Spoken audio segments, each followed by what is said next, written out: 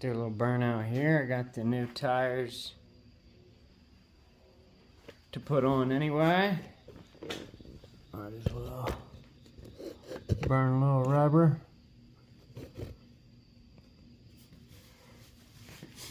Alright, see what she's got.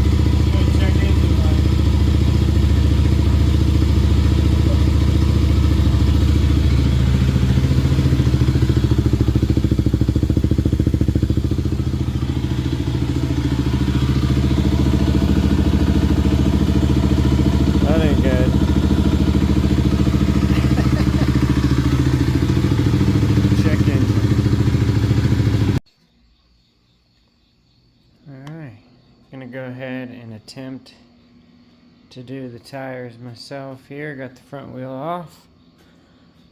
Got tools ready to do the back. You could take the back wheel off at the same time. And this thing's balanced really well on that new motorcycle jack that I've got.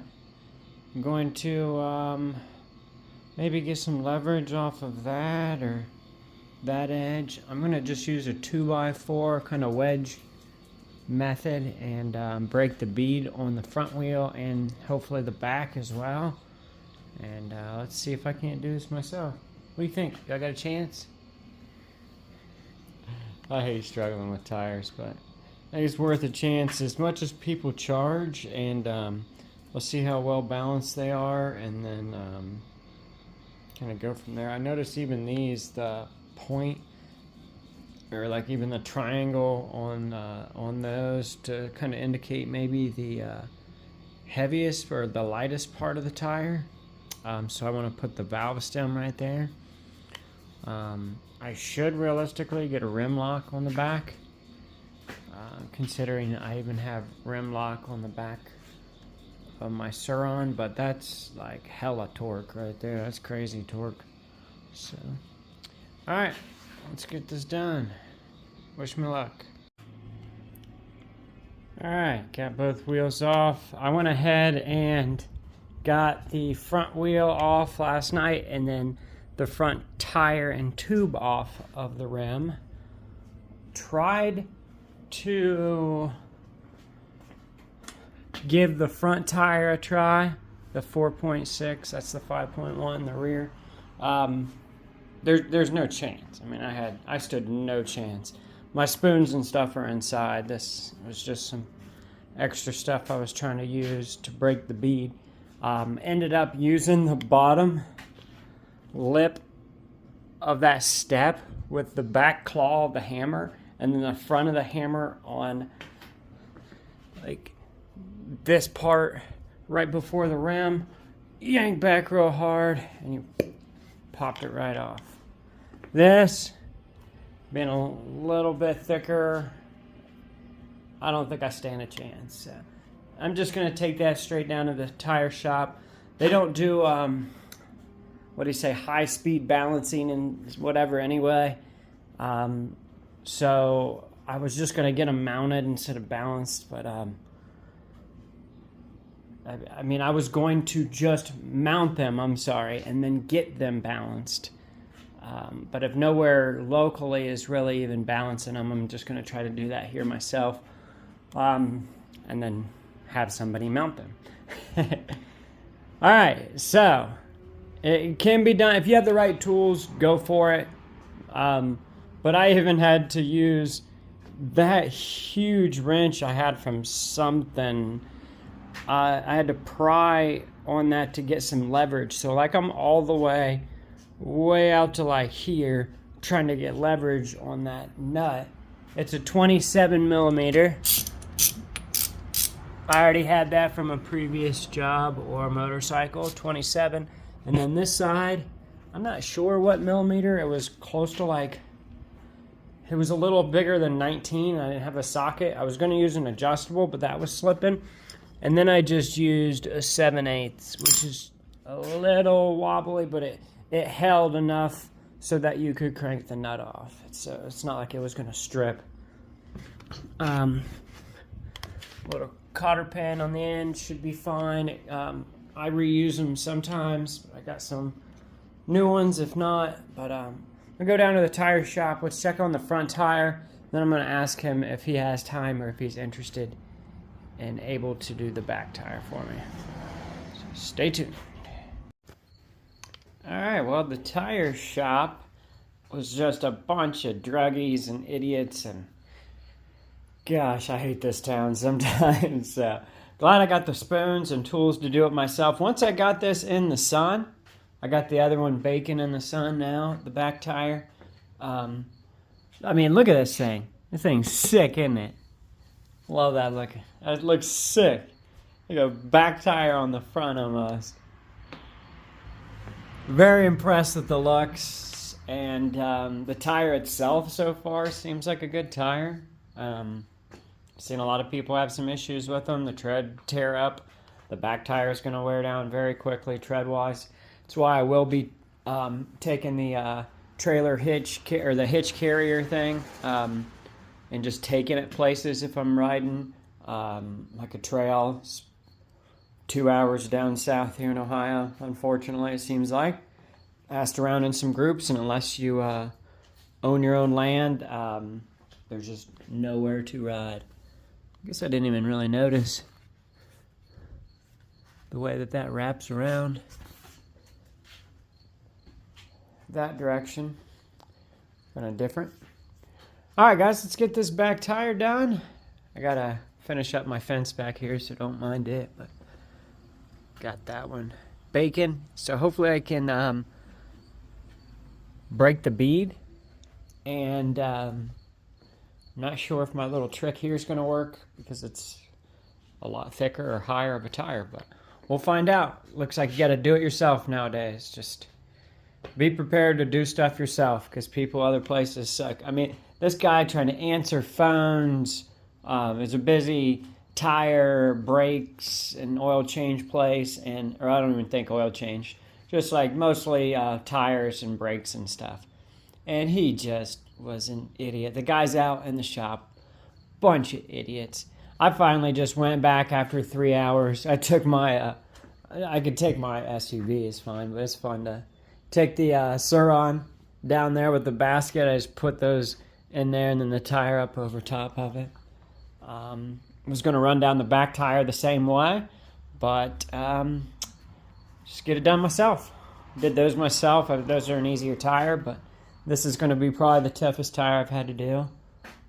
That wasn't like too bad. Once it's warmed up in the sun and you got the right equipment, anybody can do this. So, but still, wish me luck.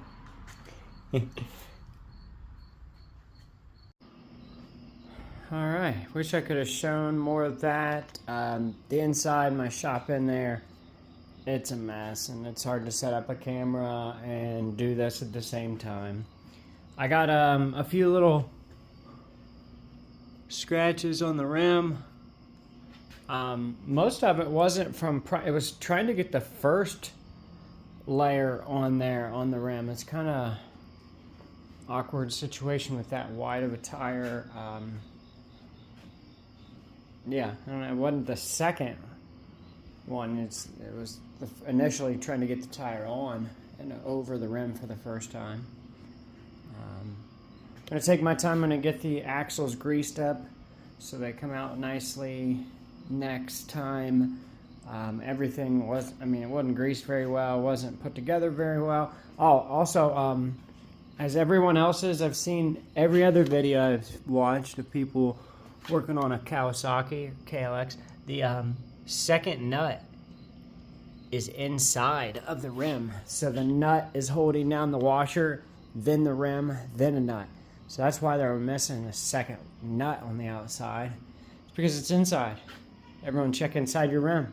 Let me know in the comments if that's just all the Supermoto style, or I saw the DS, the Dual Sport guy's video of doing what looked like a 2023 by the colorway. But yeah, let me know in the comments, and let me know how you guys like these. I like the way they look for sure. We'll see how they handle, and gets too kind of wobbly, or you feel in the curves. We'll find out soon. Hopefully everything's put back together fine, and I'll ride it in the morning, and I'll wait to upload. We'll let you know. Maybe ride along. Alright, time to get this back together. Got some gloves ready because I don't want to get that grease all over my hands. I know that sounds stupid, but I've literally washed my hands like 18,000 times today from how dirty the back rim especially was, and up front and all these axles and stuff. But I want to get the axle greased up real good, so don't have any issues with that. Having any issues coming out or season at all. Get that one greased up. Alright, pretty self-explanatory, like I said before, with a at the 27mm on that side, and then I just I'm not sure, maybe around a 21mm, but 7/8 fits a little loosely, but good enough to hold there while you're torquing on that side, the nut side. So, all right, get everything back together, and then take a little cruise, and we'll let you know how these tires perform. Oh, bud, you gonna help out? Where to begin, huh?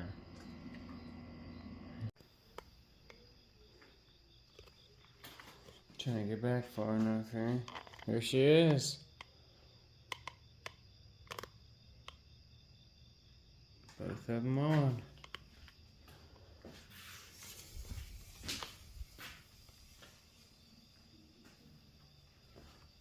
Just a tiny little brake rub. The back is smooth. Cleaned up the chain, lubed it up. Almost looks brand new.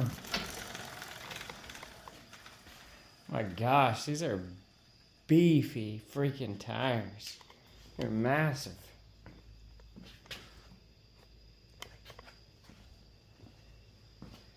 Alright, I'm a huge fan so far. Let's drop it down and take a little cruise here at night, and then we'll finish it off right around tomorrow out in the country, hit a little higher speeds. And I don't really ride too much at night, just put around town. Don't hit the country roads. I'm not trying to smash into a deer. It's about 2 o'clock in the morning, so that's kind of the last thing I want to do. But, yeah, we'll test it out in the morning whenever I wake up. We'll see you guys then.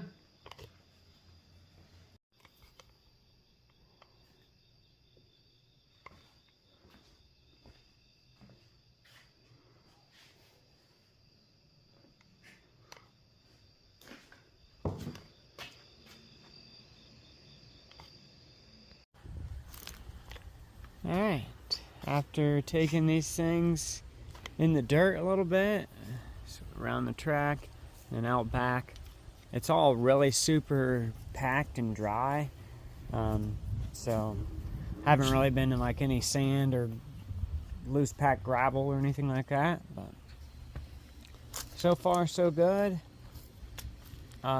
Just they took away, I'd say at least 10, probably closer to 15 miles an hour on top speed, which isn't great because this bike wasn't exactly fast to begin with. So like with my weight and stuff, I was like 85 or so, in the 80s, maybe even closer to 90, fully tucked and really penning it. I never really fully tried, but with this, I didn't really also fully try, but it was struggling to hit 70 and stay at it, and you could feel the extra weight of these tires spinning. So definitely a big difference on top speed. Curves, stuff like that, not as bad as I thought, but what is the front is very heavy steering wise compared to just like being able to roll and curve and carve, and you almost feel like you got a flat tire at some points. Like it's much harder to steer with these tires. So not regretting it. I just I probably wouldn't buy these again, but we'll see how it goes. Got to put a few 100 miles into them until you can actually really judge them fully. But there you go, the Shinko 244's on a Kawasaki KLX 300 SM. Hit that subscribe button if you are not already, and thanks for watching. Everyone have a great day. Peace.